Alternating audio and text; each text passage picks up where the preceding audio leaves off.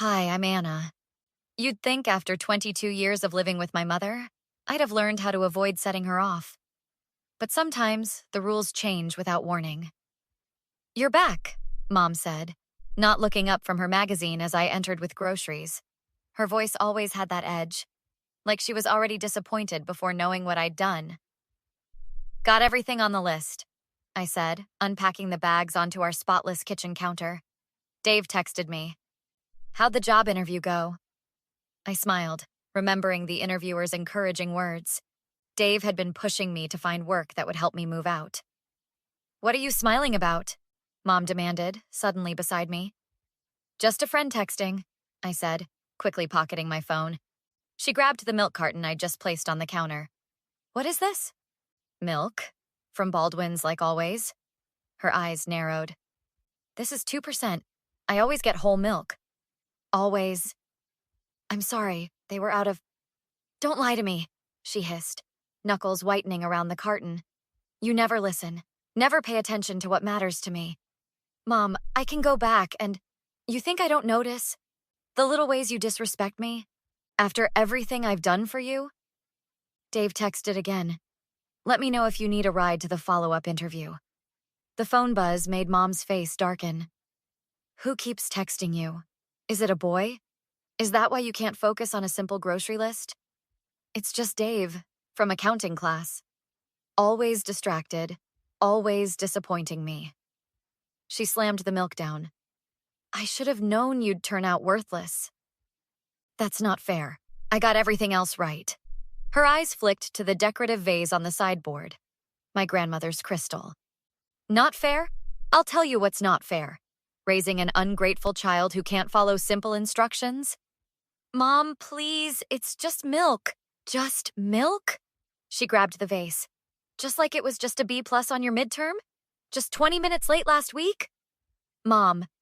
The vase came down before I could react. I woke to Aunt Rachel's voice. Anna, can you hear me, sweetheart? Blood matted my hair. Mom stood in the doorway, expression already shifting from rage to something calculated. She fell, Mom said to someone behind her. Tripped carrying groceries. Officer Martinez stepped into view. Ma'am, your neighbor called about shouting and a crash. We had a little disagreement, Mom said smoothly. Then Anna got clumsy. That's not what happened, I whispered, my head throbbing. You're confused, sweetie, Mom insisted.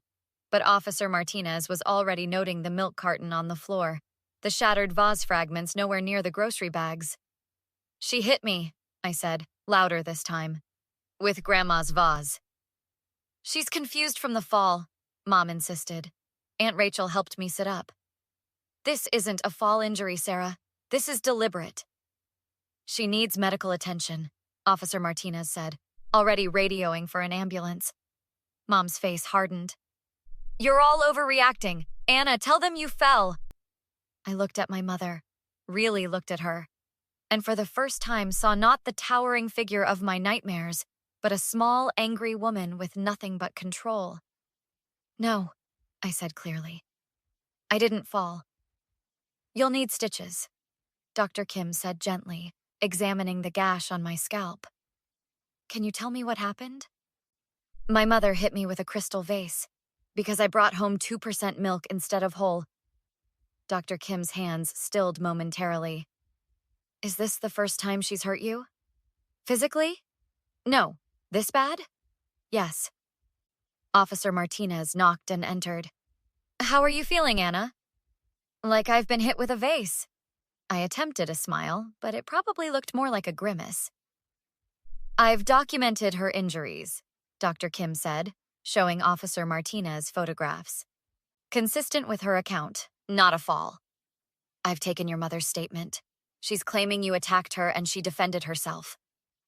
That's not true, I said, feeling my chest tighten. Ask Mrs. Patel next door. She's heard everything for years. Already did.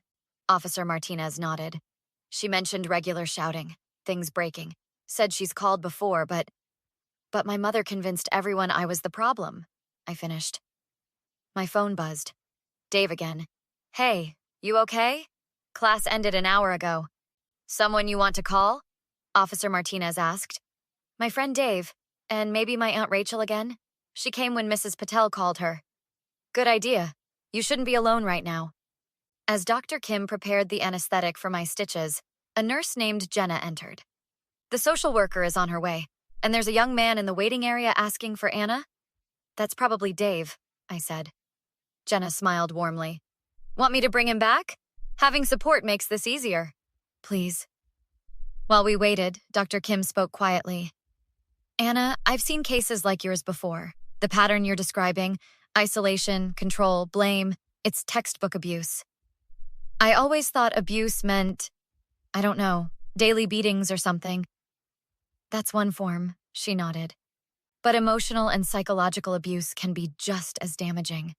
The vase was just the physical manifestation of what's been happening for years. The door opened, and Dave rushed in, his face pale with worry. Anna, your head. Hey, I managed. Thanks for coming. Of course I came, he said, taking my hand. I knew something was wrong when you didn't answer my texts. Dr. Kim introduced herself. I was just about to start the stitches. You're welcome to stay if Anna wants you here. Please stay, I said, gripping his hand tighter.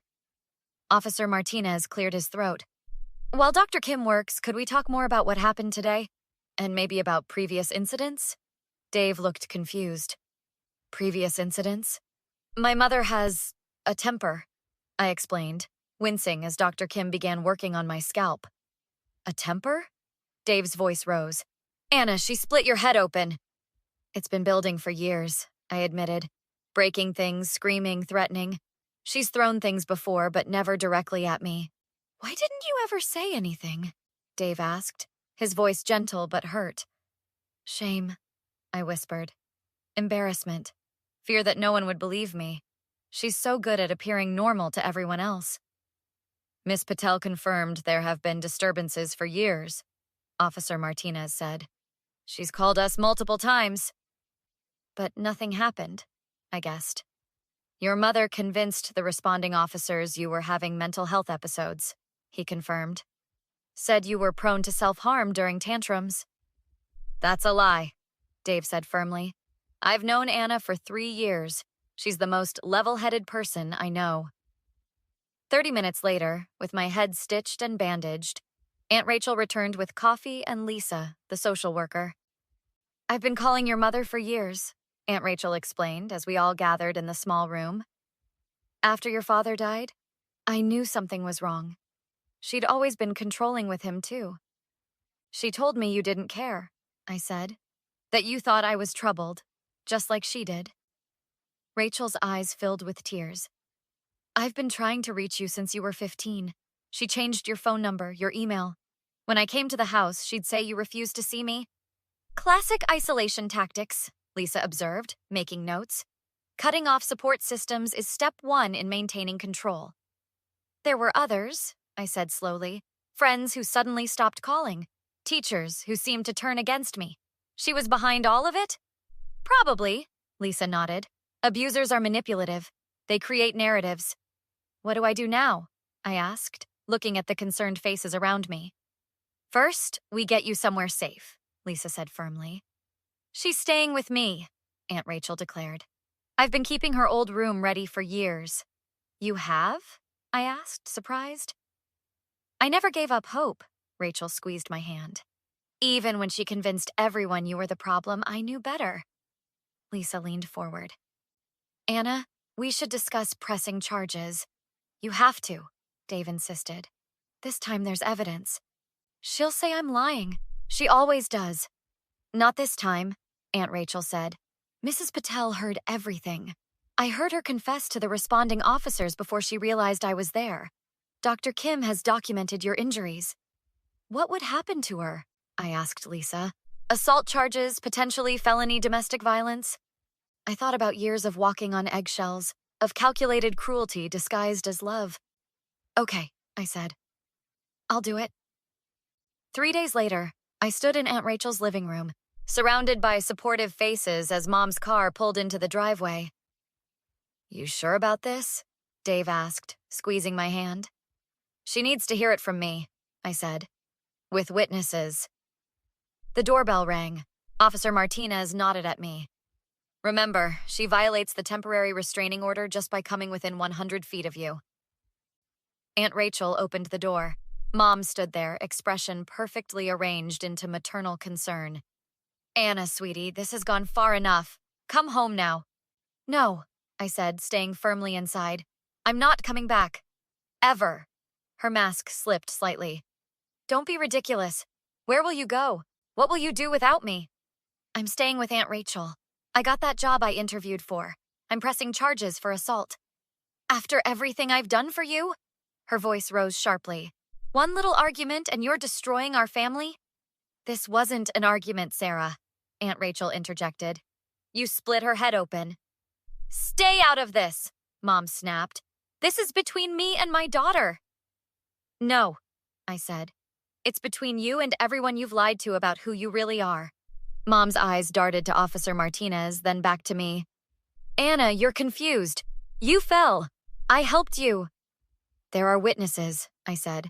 Mrs. Patel heard everything. The police found the vase fragments in my hair. Everyone has bad days, she pleaded, changing tactics. I was stressed. You know how hard things have been since your father left? Dad died, I corrected. He didn't leave, and that doesn't excuse years of abuse. Abuse? She laughed incredulously. I gave you everything. A beautiful home, clothes, education, and a concussion, Dave added. Mom's eyes narrowed at him. Who are you to interfere in family matters? A friend who cares about Anna, he replied calmly. Anna, please. Her voice softened to the manipulative tone I knew well. I'm so sorry. I lost my temper. It will never happen again. You're right about that, I agreed. Because I won't be there. Her face transformed instantly, rage replacing the fabricated remorse. You ungrateful little... That's enough. Officer Martinez stepped forward. Miss Winters, you're violating the restraining order. Please return to your vehicle. This is your fault, Mom hissed at me. You've turned everyone against me. You'll regret this, Anna. When you're alone and struggling, don't come crawling back. Is that a threat? Officer Martinez asked sharply. Mom stepped forward, finger pointed at my face. You think you can survive without me? I made you. I can unmake you just as easily. Officer Martinez moved between us. Miss Winters, you're under arrest for violating the restraining order and making threats. You can't do this! Mom screamed as he guided her toward his vehicle. Anna, tell them this is all a misunderstanding. I stood in the doorway silent as they drove away. All rise, the bailiff announced 6 weeks later as the judge entered the courtroom. My hands trembled slightly as I stood. Dave and Aunt Rachel flanked me, a physical reminder that I wasn't alone anymore. Mom sat at the defendant's table, dressed impeccably, the perfect picture of a wronged mother. She'd been sending messages through mutual acquaintances, apologies, promises, threats, despite the restraining order. Given the defendant's guilty plea to domestic assault and the violation of the protective order, the judge began, this court sentences Sarah Winters to 18 months in prison with the final 12 months suspended pending completion of anger management and therapy. Mom's composed facade crumbled. Your Honor, please. Additionally, the restraining order will remain in effect for 5 years. The judge continued firmly. Any contact with the victim will result in serving the remainder of the suspended sentence. Outside the courtroom, Mom's attorney approached us. Anna, your mother would like to speak with you privately before they take her. That would violate the restraining order, Aunt Rachel pointed out. Just 5 minutes, the attorney pressed. She's your mother. That doesn't give her the right to hurt me, I replied. Lisa, who had been with us throughout the process, stepped forward. The victim has made her wishes clear. Please respect them. As we turned to leave, Mom called out from where officers waited to escort her. Anna, please! I'm sorry. I'll change, I promise. I paused, turning to face her one last time. No, Mom. You had 22 years to change. This isn't about milk or vases or anything I did wrong. This is about who you chose to be. You can't do this to your own mother, she cried, the familiar manipulation evident even now. You did this, I replied calmly. These are the consequences of your actions. 3 months later, I sat in the small cafe where I'd arranged to meet Mrs. Patel. She'd been a constant support throughout the trial, and I wanted to thank her properly before moving into my new apartment. "Anna," she called, waving from a corner table. "Over here, dear." I navigated through the crowded cafe, smiling as I saw not just Mrs. Patel, but also Dave, Aunt Rachel, Dr. Kim, and Officer Martinez, all the people who had helped me rebuild my life. "What's this?" I asked, looking at the small gathering. "A surprise housewarming," Dave explained, pulling out a chair for me. "Since we can't all fit in your new studio?" "I can't believe you all came," I said, genuinely touched. Mrs. Patel patted my hand. "We wanted to celebrate how far you've come." "I received another letter from the prison yesterday," I told them, accepting the coffee Aunt Rachel pushed toward me. "Third one this month?" "You didn't open it?" Officer Martinez guessed. "No," I said firmly. "I gave it to my therapist, like the others." "Good for you." Dr. Kim nodded approvingly. "Maintaining boundaries is crucial." "My professor asked if I'd speak to her psychology class," I added, "about recognizing the signs of domestic abuse." "Are you going to do it?" Dave asked. I nodded. "I think so. If it helps even one person recognize what's happening to them." "You're very brave," Mrs. Patel said. "I should have done more, years ago." "You did what you could," I assured her. "Most people don't want to see what's happening behind closed doors." "How are you feeling about the apartment?" Aunt Rachel asked. "I know it's a big step." "Nervous," I admitted, "but excited too. It's the first place that's truly mine." "You know you can always come back if you need to," she said. "I know," I smiled. "But I need to do this." "To living on your own terms." Dave raised his coffee cup. "And to 2% milk if that's what you want," Officer Martinez added with a wink. We all laughed, and I felt the last weight lift from my shoulders.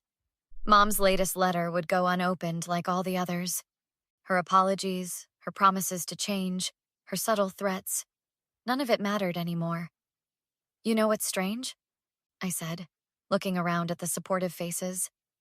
"For years, she told me I had no one but her, that no one else would understand or care." "Classic isolation tactic," Dr. Kim nodded. "But look at this." I gestured to our gathering. "I have more real family now than I ever did with her." "Speaking of family," Dave said, reaching for my hand under the table. "Should we tell them our news?" I smiled, squeezing his fingers. "Dave and I are officially dating," I announced. "Finally!" Aunt Rachel exclaimed. "I've been watching you two dance around each other for months." "To new beginnings," Mrs. Patel raised her cup. Walking away from the courthouse one last time, I felt lighter than I had in years. "You did it," Dave said, his hand finding mine. "We did it," I corrected, looking at the small group who had become my real family. "I couldn't have done this alone." "What now?" Aunt Rachel asked as we reached her car. I thought about my new job, the apartment I was saving for, the therapy sessions that were slowly helping me understand none of this was my fault. "Now I get to decide who I want to be," I said, "without living in fear of bringing home the wrong brand of milk." Dave smiled. "To the first day of your new life. How does it feel?"